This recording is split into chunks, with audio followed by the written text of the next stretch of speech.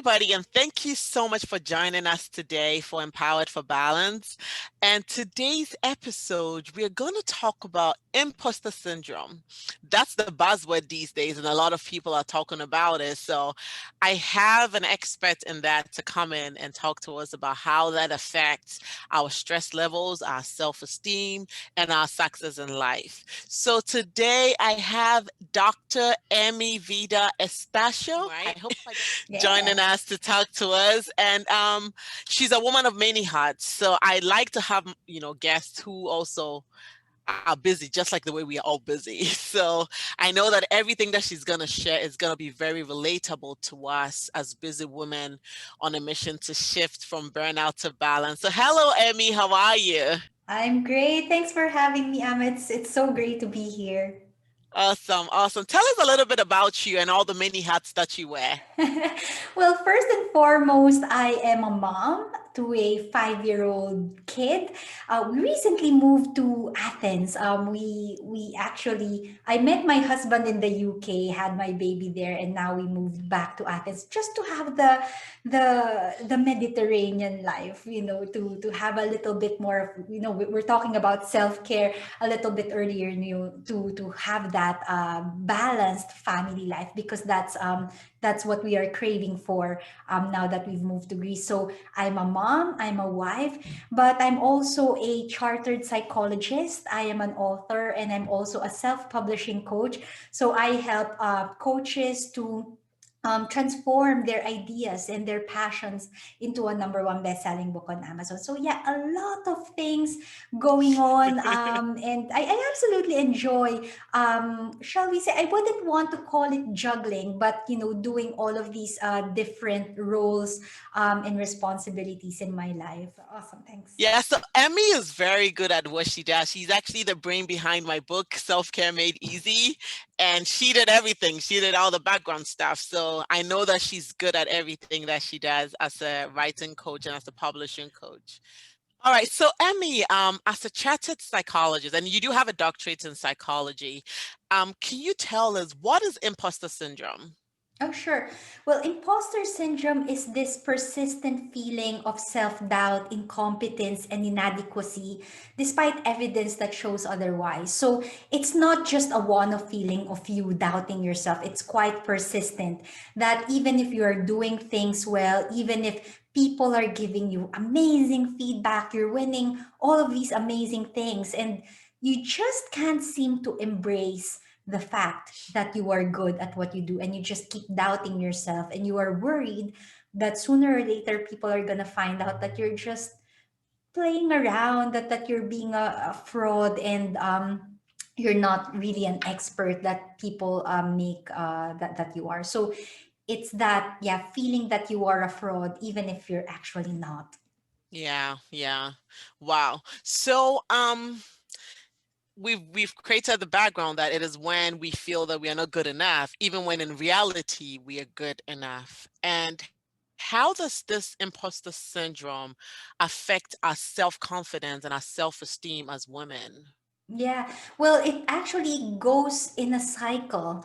It usually starts off because you don't have that confidence, because you don't believe in yourself, and you don't actually embrace the value that you bring to the world. So what happens is there may be those who would cope with imposter syndrome by working extra hard. They Mm, will try to work 10 times harder than others, because they are afraid that if they don't, people are going to find out that they are not good at what they do. So even if what they do is already good enough, they will work harder and harder, putting in so much effort, so much time, just to hide that insecure yeah. feeling Mm, that you might be having. And when you succeed, when you receive the praise, or when you are successful, you get the outcomes that you wanted to get, it still diminishes your self-confidence, interestingly enough, because you would say, it's not that I am good at what I do, it's because I stretched myself so much. yeah. I did whatever it takes to actually make that happen. So it's not really helping with your confidence. In fact, it could diminish your confidence because you are repeating that message that I only got that done not because I am good, it's just because I overstretched myself. Or Mm, sometimes they would tell themselves, oh, I just got lucky. Or they would say things like, no, it wasn't good, it's just that people are being nice to me. So even if they actually achieve what they need to achieve, there is this denial of competence, yeah. this inability to internalize success. And yeah, it stems from the lack of self confidence, but it fuels that low self esteem because you never really get to embrace and enjoy and have that satisfaction from the things that you are accomplishing. So it's almost like a vicious cycle if you're not Cycle. able to handle it effectively. Wow. Wow. This is very eye-opening because, I work a lot with women, busy women who overstretch themselves. And I talk a lot about superwoman syndrome. So, Mm, from what you're saying, then there's some kind of connection with superwoman syndrome and imposter syndrome in the sense that if a woman is not self-confident and doesn't feel good enough, then she's going to overstretch herself so she can get that, success that she's looking for, but then she still doesn't feel good enough even after she's achieved it, so that she's going to overstretch herself some more, and that is how probably she will get stressed out and burned burnt out, yes. out. Yeah. And I have to say that's the danger. And to be perfectly honest with you, this is one of the reasons why I wrote this book. I experienced it myself. In Mm, my book Imposter Syndrome Remedy, I do talk a lot about the strategies that you can use to overcome imposter syndrome. But looking back from how I worked. I worked at the university. I did my PhD in community and health psychology, and I worked as a health promotion fellow, working in communities, in marginalized communities, doing research projects, writing textbooks, research papers, and so on. And I would find myself working 60 or 70 hours a mm, week because I will write my article. It's fine the first mm, time. I will edit it, re-edit it, and edit it some more. Maybe because I just wasn't feeling confident that what I'm producing would be good enough, and I only let go of it because I've hit the deadline. It's yeah. time to let go because it's time to let go. But I would stretch myself, pour in too much time and effort unnecessarily because I feel as if it's still not good enough. So it led me to getting burned out. It Yeah. got me super exhausted. And by the time when I had my own family, gave birth to my son, that's when I experienced nervous breakdown. Because when I was single and I didn't have a child, I can have that quote unquote luxury, if you can Mm-hmm. call it luxury, to spend that time however I want. And if I want to spend it on work, it's not really that much fun. But if I want to spend it that way, I can. But when I had my son, I have this other person relying on me and needing my time and needing my attention. And therefore, I wasn't really able to put in as much time as I used to on Yeah. my work. And then I had this dilemma. It's like, on the one hand, I want to work, but I can't. And on the other, if I don't, people are going to find out that I'm a fraud.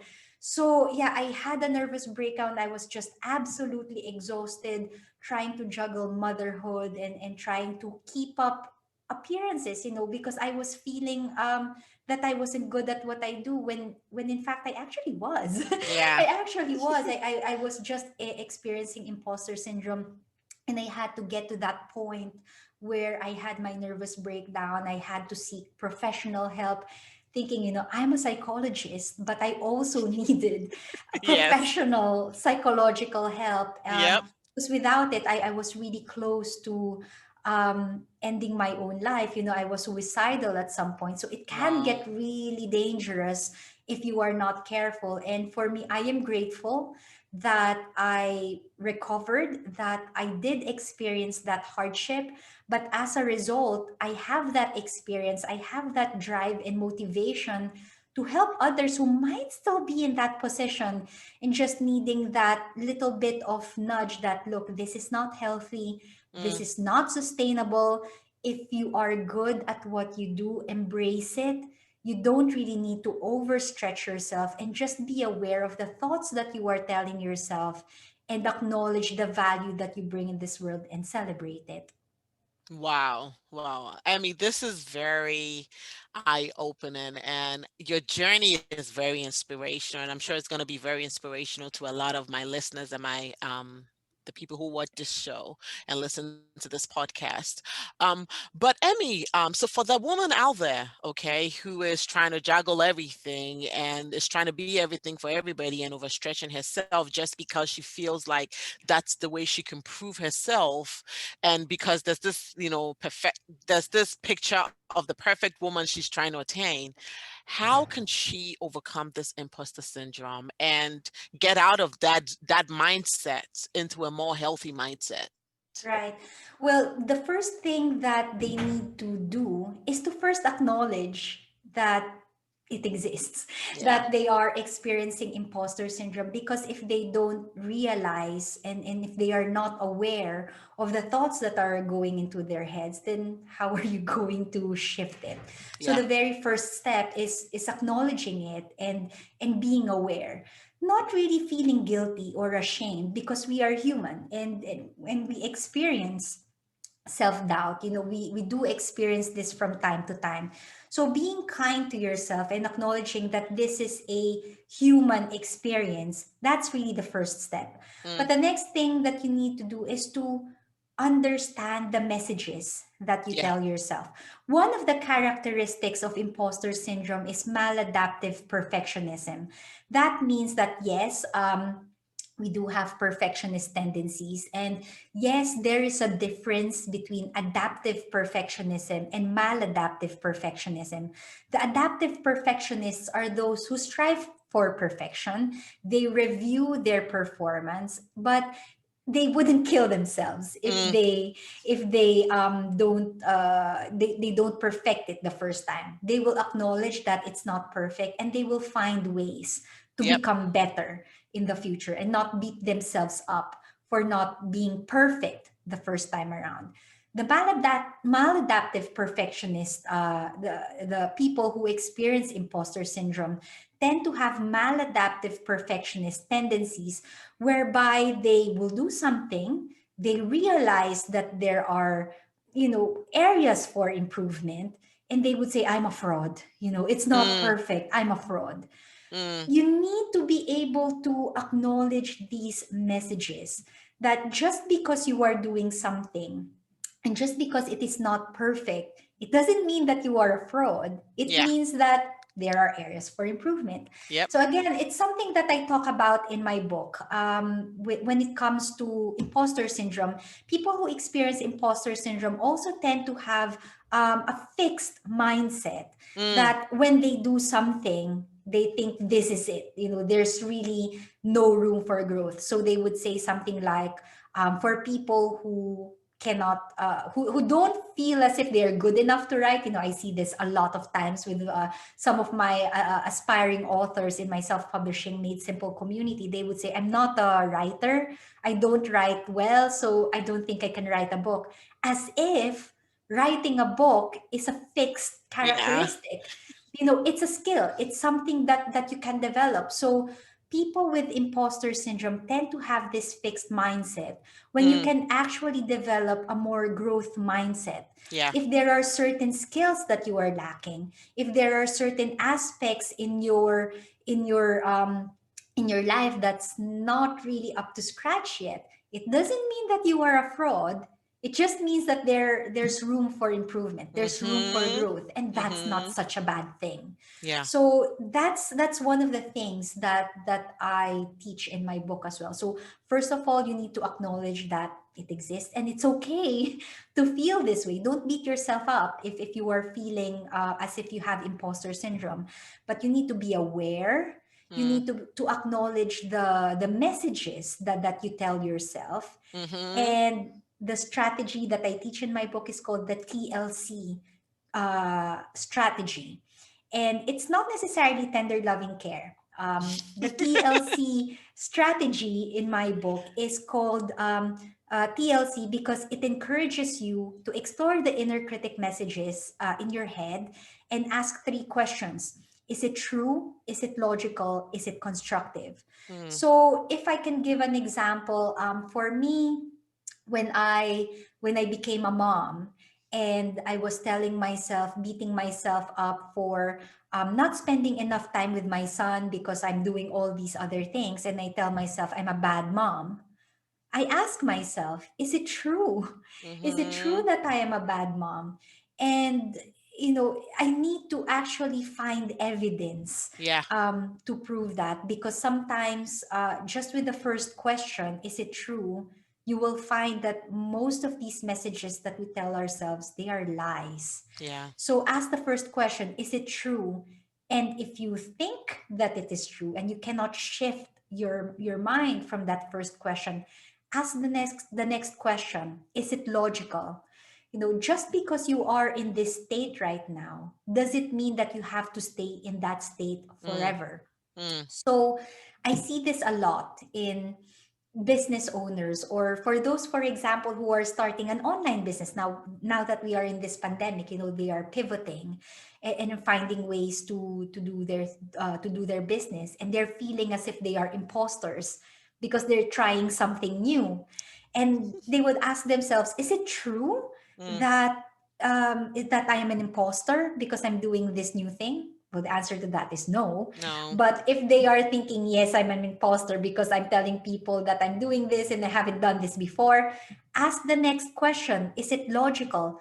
Just because you are new at this, does it mean that you are a fraud? Yeah. And the answer to that is no, it just means that you are starting out and you're trying something new. Mm. It doesn't necessarily make you a fraud. So that's the second question. Is it logical? The third question is it constructive? So if you have this thought and you think that it is true and you think that it is logical, the third question will help you out by asking, is it constructive? Yeah. How is this thought helping you or others? How can you make it better? So if you are starting something new, if you're trying something out, it may be true that you are a rookie. It may be true that you are still improving. Maybe you Mhm. still have gaps in your skills. You are still developing. It doesn't mean that you are a fraud. It just means that you need to develop. And Yeah. the third question is it constructive? What can you do to improve things?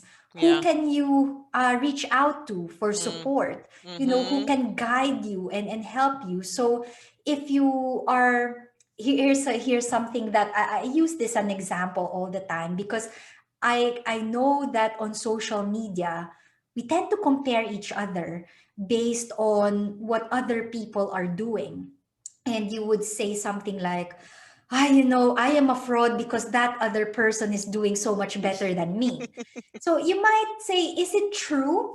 It's the TLC questioning sequence again. Is it true that they are doing better than you? It might be true. Mm. Second question is it logical? Just because they are doing better than you, does it mean that you are a fraud? Mm. And the answer is no. It's just that you are in a different starting point. You are at different level. The third Mhm. question is it constructive? How can you make it constructive for you? If someone is doing better than you, what can you learn from them? Yeah. How can you make their success something meaningful for you, something that you can learn from? So instead of seeing it as a competition, or instead of seeing their success as a reflection of your success, which is a little bit weird because Mhm. why would someone's success be a reflection of yours when it's theirs and not yours, if that Yeah. makes sense? So Yep. instead of beating yourself up by comparing yourself to others, the third question, is it constructive? How can you use this scenario to improve yourself? Yeah. How can you learn from someone else's success to your advantage. What can you learn from them? How can you better yourself because someone else is winning? Or Yeah. how can you use them as an inspiration, to see what is actually possible, and Mm-hmm. what can be done in this context. So for me, the TLC questioning sequence is something that I use a lot with my clients who are experiencing imposter syndrome. It's really simple. First, be aware that these thoughts exist. Acknowledge that it's fine to experience this, but in order to cope with it, you need to be open to explore it and ask the question: Is it true? Is it Mm. logical? Is it constructive? Use that sequence and shift that message to make it more meaningful and constructive for you. Wow. Wow. This is a lot. But I love it because I like the way you break it down. You make it very simple. And I can really relate a lot with everything you're talking about because one thing I've realized is that, especially with the women that I coach, is that most of the time we women are comparing ourselves to other people. And again, with all these social media images and what the media puts out there, we are we are kind of like, instead of admiring people, by, just saying, hey, this is nice, this person is doing well, what can I learn, like you said, we are rather comparing and looking down on ourselves and thinking that we are frauds. But I love the way you put it. Is it true, is it logical, is it constructive, and what can I do, what can I learn from this person's success to make my life better, and who can I reach out to? So the who part is also important, because a lot of times when we are having all these things going through our head, we're in isolation. And that's why I always say that it's the battle of the mind. So because we are not opening up about it to the people around us or to our support system, then what happens is that we are stuck with these thoughts and they are eating us up, and it gets worse every time. So it's good for us to have the sounding board. I always talk about that. I even spoke about that in my book. We all need at least one or two people that we can open up to about these feelings, because at the end of the day, the more we are harboring them, the more they are affecting us. So that's awesome. Emmy, so tell me, do you get a lot of women ready to work on this imposter syndrome, or do you usually have to, try to draw it out of them? When it comes to working with women, I find that they are more open to talk about Okay. it. I do have clients who are men as well, so it's not really a gender specific issue. I think that's a misconception that it might be Oh, women who experience self doubt and this lack of competence and so on. But actually with the men, they my clients anyway, they tend to have it worse because they put on a macho, like I can do anything facade, when they are actually feeling so helpless inside. But yeah, when it comes to my women clients, they are actually open, and mm, and they can talk about it. And what I find is, we do have very similar insecurities. We have very similar challenges that we face, and particularly for those who are juggling multiple roles as maybe a leader in their industry, and then they have this role as a mother, as a mm, wife, and some of them are also community leaders. Some of them are what you would call like sandwich generations, where they look after their parents as well, and then they look yeah. after their children.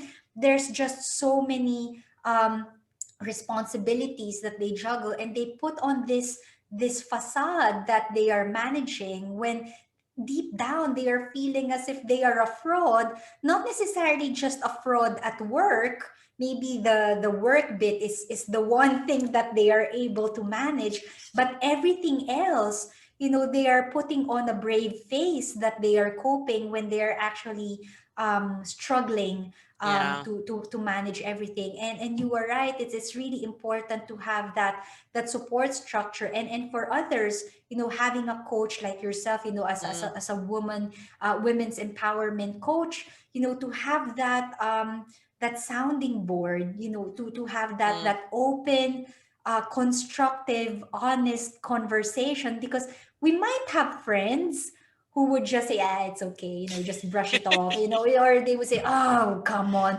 what are you, you need to have that space where you can be honest, and to have that openness. And I think having a coach like you would be able to encourage women to speak up and open up in this way. Yeah, yeah, that's true. I always say that sometimes you have to pay to get what you need. A lot of times we don't want to invest in ourselves as women, but sometimes you need somebody who's trained, not even as not even if it's not a coach, a therapist, a counselor, somebody trained in the area that you need help with, because you need to get that relief in order to move forward in life. So that's very true. Wow. This has been an awesome conversation. Emmy, where can we find your book? I think it's a very great book. Oh, thank you. Well, it's available on Amazon. I actually do have three books in the Psychology in Your Life series. So I'm using applied psychology strategies to help people to transform their lives by tapping into their self confidence and embracing their true value. So the first book is called Change Your Life for Good. The second Mm-hmm. one is the one that we talked about today, Mm-hmm. Imposter Syndrome Remedy. And the third one is Fear is Not My Enemy, because I do know that so many of us are being held back, not really opening up because of the fear of judgment, or if it is Yeah. the fear of uncertainty, the fear of risk. There's so much that we can do in our lives, and we are being held back because of fear, and what we've talked about today, this low self-esteem and so on. So Yeah. all of my books are available on Amazon. It's available on print, Kindle, or audiobook version. If you are, if you feel more inclined to listen Yep. instead of reading, then the audiobook version might be a good option for you. Yep. Yep. I love Audible too. Wow, that's great. And how about social media, websites? Where can we find you? Anybody who wants to know more and get closer to you. Sure. Well, I think the best way to connect with me is on Facebook. I do Mm-hmm. have two Facebook communities. I'm most active in the self-publishing Made Simple community, which I know, Ama, you are a part of. I do help coaches and other aspiring authors to turn their passion into a number one best-selling book on Amazon. So if you simply search on to search on Facebook, self-publishing Made Simple, the community is there, and I am most active there. But if you want to connect with me as a chartered psychologist, you simply Google Emee Estacio. As far as I know, I'm the only Emee Estacio in the world right now. And if you Google Dr. Emee Estacio, the first, I think, 10 to 15 pages on Google will be about me. You'll find all my textbooks, research papers, um, social media links, and so on. So just Google me, Emee Estacio, and you'll be able to connect with me that way. Awesome. Thank you so much for joining us, Emmy. And I really appreciate your time because I know you're a very busy person. So you taking time off to educate us has been very helpful. I really appreciate this time. Well, I hope it serves your audience, and it's an absolute pleasure to be able to share what I know and to serve others. Awesome. Awesome. This has been a great episode. And in today's episode, we spoke about the imposter syndrome and how it relates to our self confidence, our self esteem, and our level of stress as women. In this episode, the take home point is that when we have those negative thoughts going on in our heads, we need to ask ourselves, is it true? Is it logical? And is it constructive? And then also, we identify that we need to have that support system so that when we have those battles of the mind and the negative thoughts going on, we are not stuck by ourselves, but we can actually share it to the right people who can help us talk through those thoughts and those mindset games to deal with them the right way. This is Amma Brew, your life balance strategist. Thank you so much for joining us, and I wish you all the best. Have a great week.